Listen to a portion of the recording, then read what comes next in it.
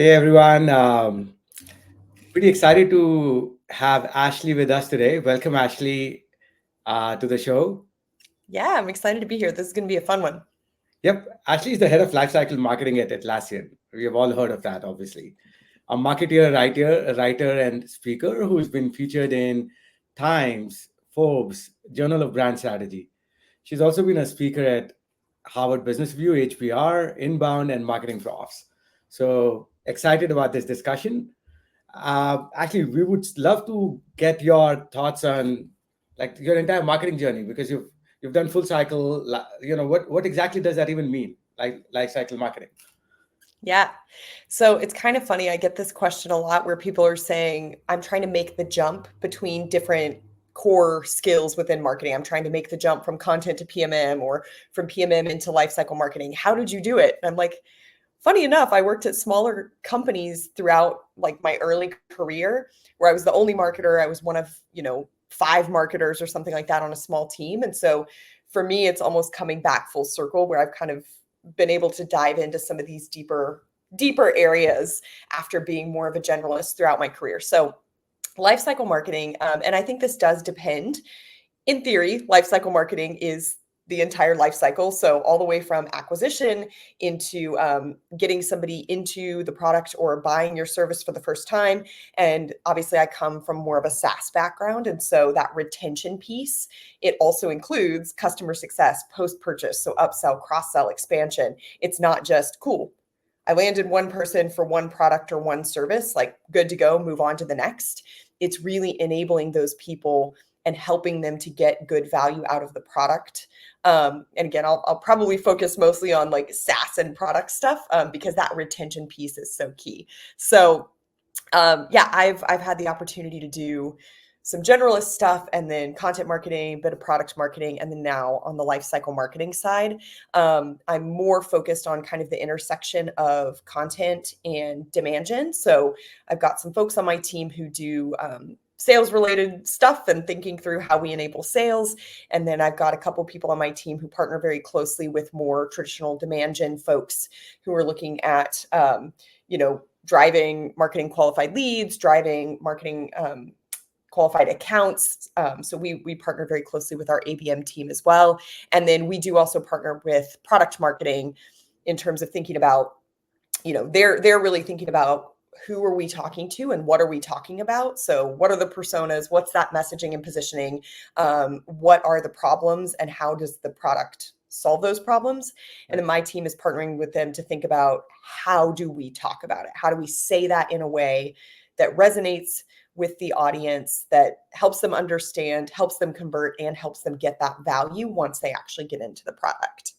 Wow, this is this is great. Now, quick thing, right? We'll focus most of this on the demand gen piece because go to market and demand gen is what we typically focus on. But before we get there, one quick question: like, how do you life cycle then means you're owning it the entire lifetime value of the customer, and you're kind of increasing the lifetime value as well. Once the deal has been done, they have signed up, they are paying customers. Won't that be a separate team to go after like retention and upsell, cross sell, or how do you do it all? Yeah. So I work horizontally across all of our portfolio of products, but we do have teams who are very specifically focused on certain portions of our product portfolio in certain markets. So my team works across all of them, but we do have dedicated teams who are focused on different product sets and different iterations of how you would put those products together. And then in some cases, depending on the size of the team, they might have a campaign strategist who's very focused on that retention piece and how, from an expansion standpoint, like how do I get people to buy more licenses of Jira or Confluence? Then we have other folks who might be focused more on that cross sell to say, okay, you've already got Confluence.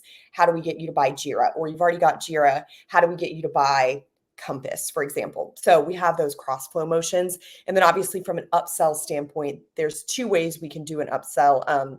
There's the addition strategy. So as you move up from standard to premium to enterprise, and then there's also this kind of goes into the seat expansion, right? But that upsell of like buy more Jira and buy more Confluence at a higher level, right? So there's a couple ways. It's not always this clean, like, okay, I'm just doing this one thing. I think the biggest thing, and we'll talk about this, when you think about increasing that lifetime value of the customer, the biggest thing is that you have to increase the lifetime value of the product. So frequently from a company standpoint, what a lot of marketers do is they're like, how can I squeeze more money out of the customer?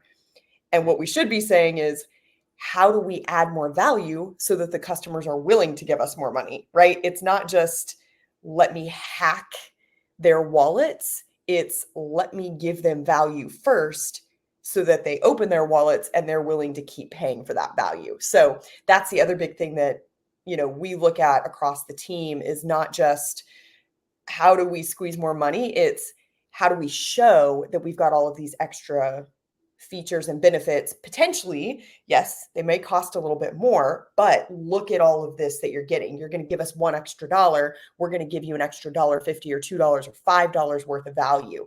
Right. So that piece of it from an awareness standpoint is showing you the value that you could get by spending more with us versus trying to like trick you into spending more. That's not how you think about lifetime value of a customer, right? Right. No, and we are ardent fans and active users of Jira and Confluence both. And being a startup, we are always like, hey, how do we cut the bill? And it keeps going up. And then the team would be like, no, but we see more value, and we need this, we need this. So you're absolutely right. We are like, we have seen that, which is like, we want to cut down the thing, but our team will just not let us because they'll be like, we're seeing so much value. And so instead of cutting down, we're actually increasing our wallet size with you guys Yeah. every month, every quarter. And it's like a continuous tussle between finance and the users. Yeah. And users are always winning in this case because you guys are like just offering so much value in the product. So totally relate on that. Yeah. Well, and I mean, even conversations like this, right? When I hear you say that, I'm like, man, I should connect you to our customer marketing team, right? Like get a quote, or how do we turn you into bigger advocates, right? So I think that's the other piece. It's not just on the internal marketing team to increase that customer value and to increase that retention. It's also that social proof and saying like, hey, other startups. So we actually just launched Atlassian for startups. We announced it at our team conference a couple weeks ago. And, we have a great proof point from Cloudflare, for example, where they started with us when they were very small. Obviously now they've got a couple thousand employees. They're a much larger enterprise, and they've been able to grow with us, both from a feature standpoint, a user standpoint, and that additions standpoint. We hope it's going to be the same thing for you. That, yeah, you started with us when you were small, you're going to keep growing, and we have that ability to grow with you. And so I think that's the other piece of this frequently. And this is the balance that once you start moving up market into that enterprise level motion and more of a sales led motion, you do have to balance if you've come from a product led growth kind of roots and that growth strategy. It takes a long time, right? Like, hopefully you guys are going to be in business for decades to come and you're going to continue to scale. That takes time. And so you do have to balance going after those big deals with larger other enterprise companies where they can buy, tens of thousands of seats or licenses right now versus the startups, and saying, how do we make this accessible to you? And then as you grow, we know that we're going to be able to increase that lifetime value. So there's some interesting things too when you think about the initial lifetime value from like an MRR or ARR standpoint from those bigger deals, but then how do you empower and make that ROI work? And this is where that product-led growth comes in, where we aren't spending a lot of money on support and sales for those smaller deals. Right. And so it makes it very profitable, and it does increase. Basically, if you decrease that denominator or increase the numerator, right? That's how you can do that. So on the product-led side, we've decreased the denominator. On the enterprise side, we've increased the numerator, and that's how we're able to, on both sides, increase that lifetime value of the customer because they can grow, and we're able to look at what the mix is from a cost perspective to actually provide that value to each size of customer.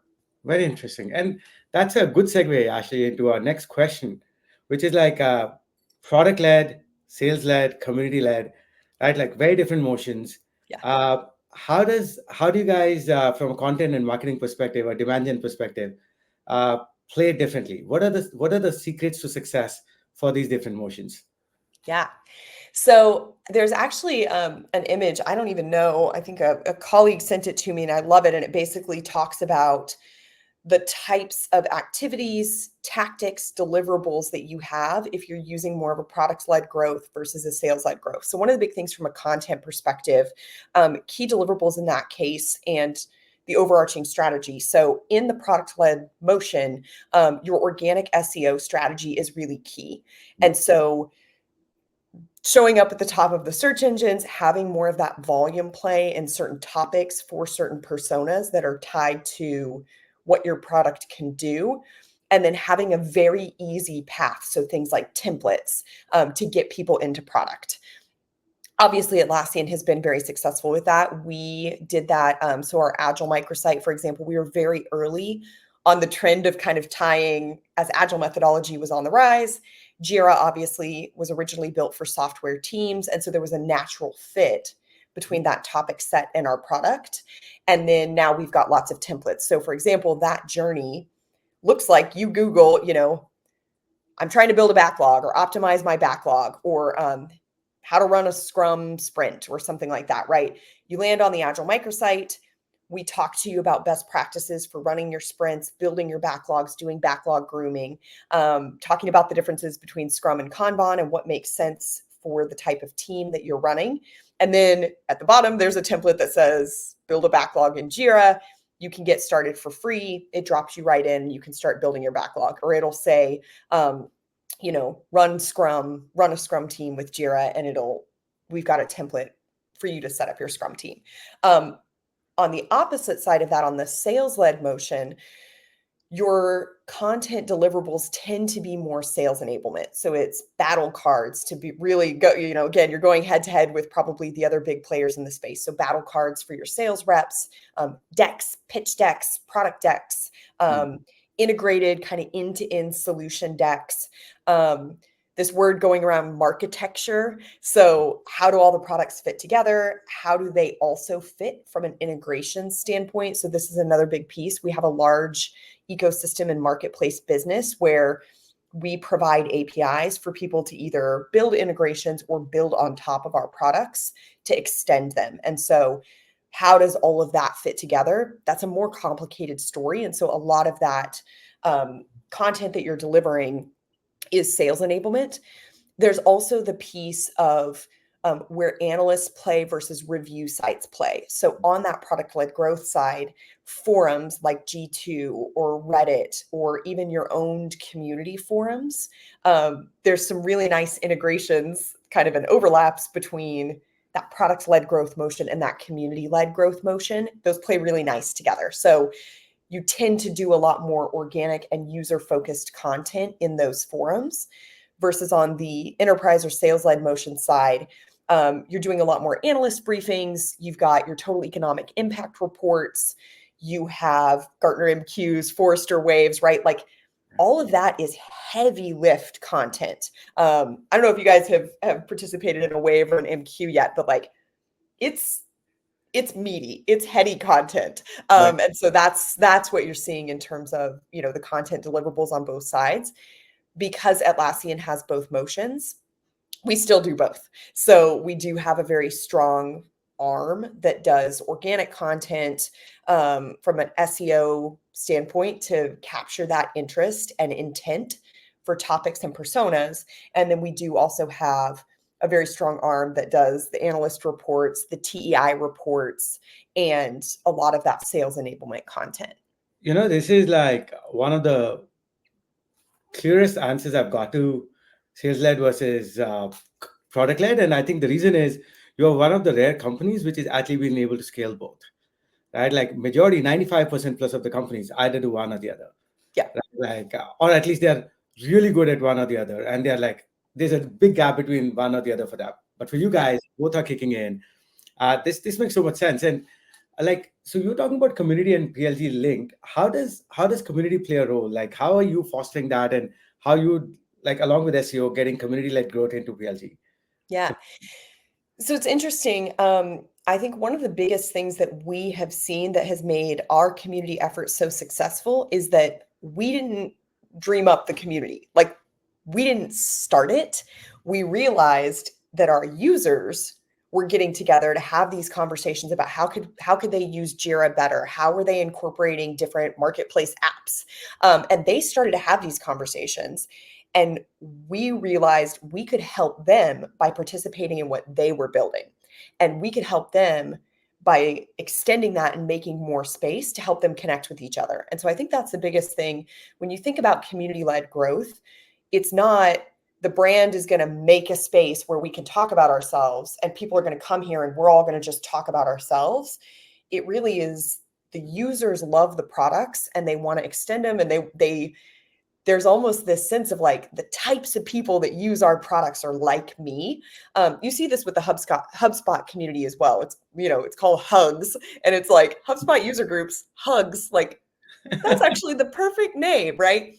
They love to get together and nerd out about this stuff. And so as a brand, for you to be able to come in and support that. So there's a couple of things that we do. We have our Atlassian Creators Program. So this is something that we've had our Champions program for a long time, and those people lead in-person groups, they lead virtual groups, they participate heavily in our online forums. So from a support standpoint, again, when you think about product-led growth, one of the things that makes it so efficient is that you don't have those very high sales costs and support costs. Yeah. How community plays into that is if I have a problem as, a PLG user, basically, where I'm not buying advisory services or buying extended customer success engagement, I can now come to you and say, hey, I have this problem. How are you solving it? And you can be like, oh, I've solved it in this particular way. Some other user might say, oh, that's super interesting. I've solved it in a different way. And so now the users are actually able to help each other. And then we can also say, oh man, we're seeing that there's a point of confusion among a lot of users.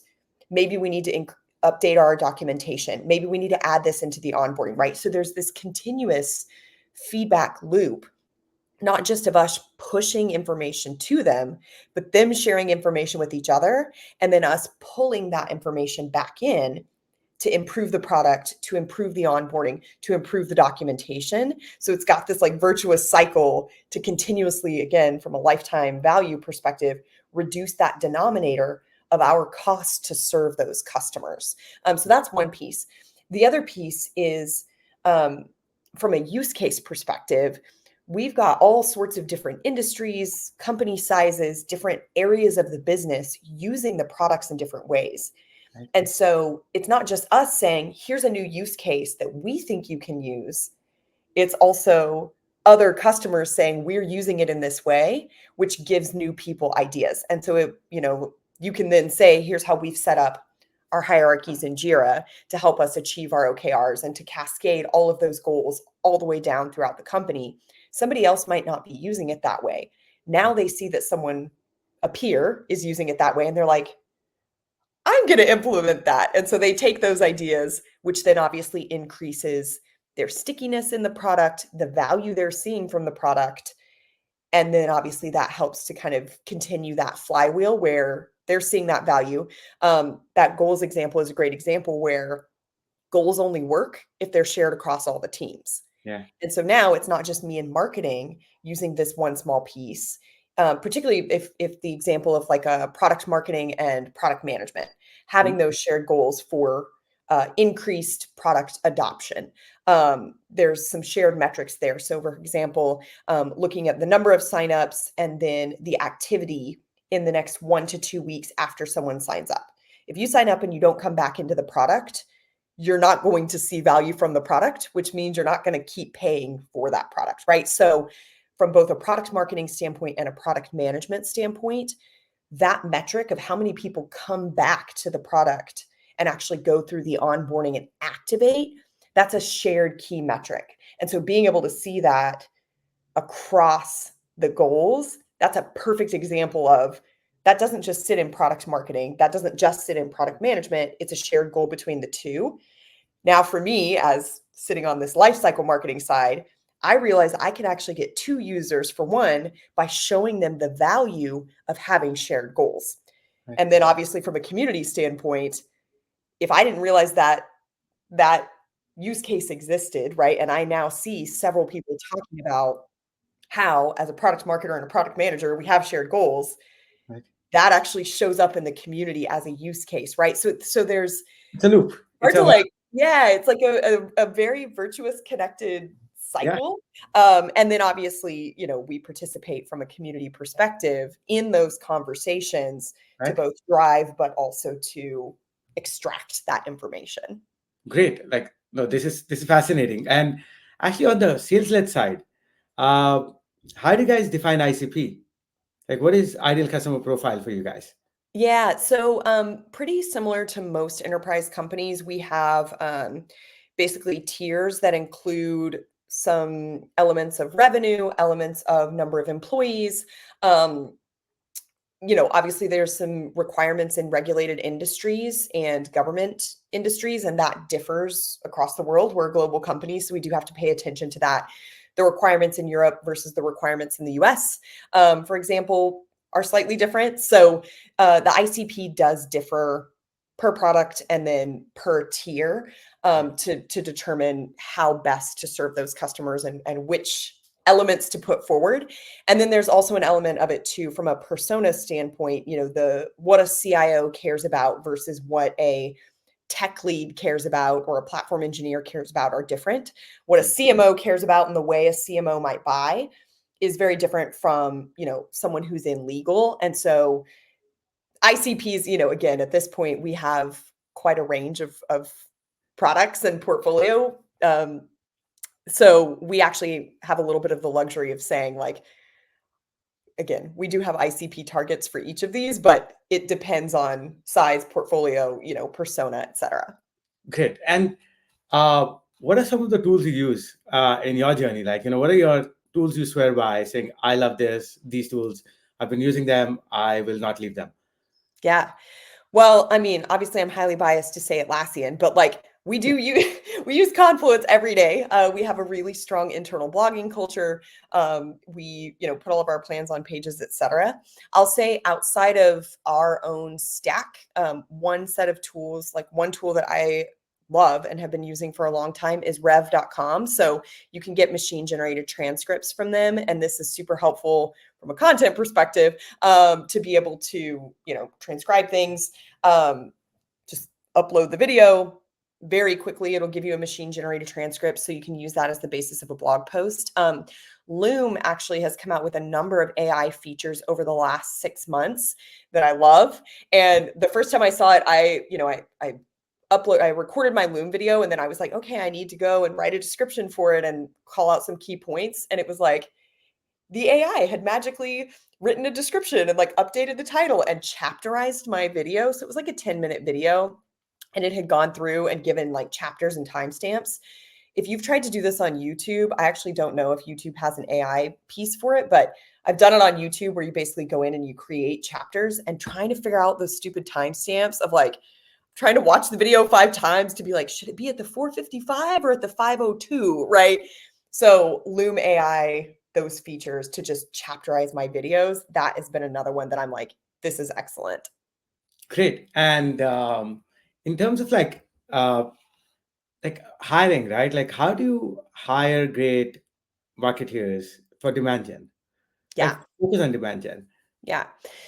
Um, this is an interesting question because for the type of problems that my team solves, we basically solve the intersectional problems. And so I tend to hire more for marketing generalists, for people who have had a little bit of a background in content marketing and or PMM and or demand gen and or lifecycle marketing, right? Like I'm kind of looking for a bit of that generalist skill set. Right. In contrast, some of my peers are hiring for much more of a, traditional demand gen person who has deep expertise in that area.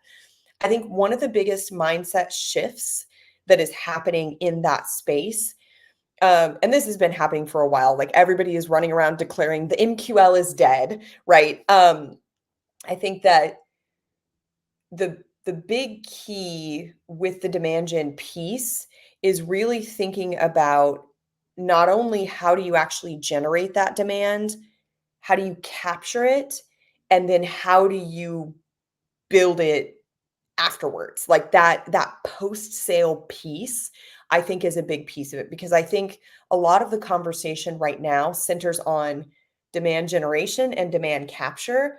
Right. It doesn't actually center on like demand regeneration and demand recapture.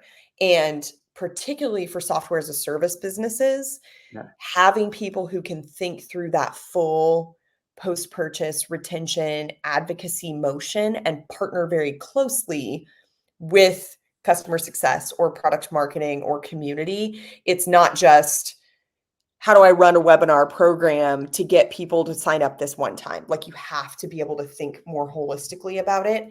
So that's one big piece. I think the other big piece is the willingness to experiment with different channels. And so things are changing all the time. The algorithms are changing all the time, even thinking through like, how do you partner very closely with your paid or digital folks for different types of ads and boosted social, right? Like, that's an element of it. But content syndication, the offerings, the different types of vendors, the different types of offerings that those vendors offer. And then from an email nurture standpoint, right? Like, And very quick question on this one, right? yeah, Very, very interested in this. Have you seen LinkedIn become increasingly important or growing in importance in terms of demand gen? And have you started like allocating more dollars towards LinkedIn or not yet? Like, what have you seen any trend towards that? Because we're seeing this. yeah. So I think it does depend on the ICP. Obviously, for us, there is a cohort of our ICP that is on LinkedIn. So yes, we are seeing LinkedIn be a bigger. It's interesting, right? If you think about it from a marketing mix standpoint, there's the company pages from a brand standpoint. There's the talent brand and talent acquisition element of LinkedIn. There's the LinkedIn ads, where obviously you can target from a uh, geo and title and all of that. And then there's this other kind of interesting space, which is boosted social posts. And they're not ads, but they are paid. But the amount that you spend on them relatively is very small. You can boost individuals. So someone could, Atlassian could boost a post that I share individually. You can boost from the company page, but it actually shows up in your metrics, if you're not careful, as organic. And so it's this weird no man's land of like, who should own that? And I actually think that's a perfect use case for this new breed of a CLM or a demand gen marketer, where a digital marketer, performance marketer would focus very specifically on traditional LinkedIn ads. Yeah. Social media comms, talent brand, et cetera, would focus very specifically on organic social.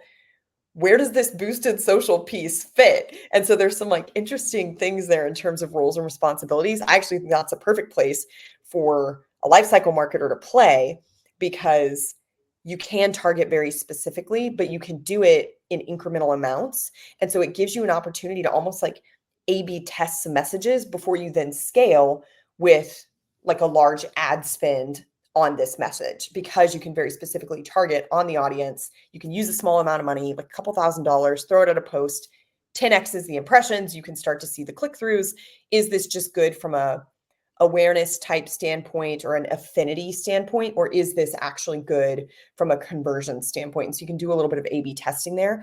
That willingness to test and experiment, I think, is another key piece from a life cycle marketing standpoint, and thinking about how to do that iteratively, where it's not just like, okay, we're going to test it for a quarter and it's like, oh, it's a heavy lift, it's going to cost tens of thousands of dollars. It's like, how can we experiment with this or leverage what we're seeing from an organic standpoint, a pure organic and a pure paid, have that into a blend that's a mix of like owned channels, third-party channels, and then what we're seeing from paid and organic, like all of that feeds into that strategy. Great. I know we're almost out of time, but I have one last question for you. We talked about PLG. On the sales led side, what are the channels which you see are working best, like outbound, inbound? Like, what is that motion which is working well for you guys? Where are you spending most time and getting results?